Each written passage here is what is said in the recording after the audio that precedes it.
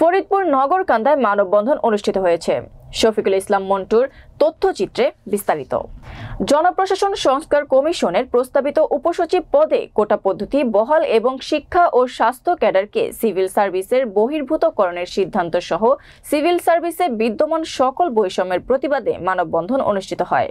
আন্তঃক্যাডার বৈষম্য নিরসন পরিষদ নগরকান্দা ফরিদপুর কর্তৃক আয়োজিত উক্ত মানববন্ধনে উপস্থিত ছিলেন উপজেলা স্বাস্থ্য ক্যাডার, উপজেলা কৃষি ক্যাডার, উপজেলা প্রাণী সম্পদ ক্যাডার, মৎস্য ক্যাডার এবং উপজেলায় কর্মরত শিক্ষা ক্যাডারের কর্মকর্তাবৃন্দ।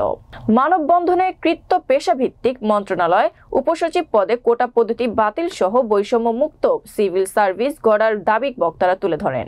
বৈষম্য নিরসন পরিষদের পক্ষ থেকে যে দাবিগুলি উত্থাপিত হয়েছে, প্রথমত উপসচিব পুলে কোটার বিলুপ্তিকরণ, কৃত্য পেশাভিত্তিক মন্ত্রণালয় এবং শিক্ষা ক্যাডার এবং স্বাস্থ্য ক্যাডারকে ক্যাডার বহির্ভূতকরণের যে সুপারিশ তার বিরুদ্ধাচরণ করছে এবং তীব্র প্রতিবাদ আমরা ব্যক্ত করছি। সর্বকনিষ্ঠ বিসিএস ব্যাচের একজন সদস্য। আমি ইউনিয়ন সাব সেন্টারে কাজ করছি, আমি উপজেলা হেলথ কমপ্লেক্সে কাজ করছি। আমি কেন পরবর্তীতে সর্বোচ্চ পর্যায়ে পর্যন্ত কাজ করতে পারবো না?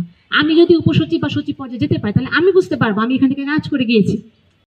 উদ্দেশ্য হচ্ছে সরকারের অবস্থান নয়, কোনো একটা নির্দিষ্ট ক্যাডারের অবস্থান নয়, আমরা আমাদের অধিকার আদায়ের দাবিতে আমরা এখানে দাঁড়িয়েছি। তো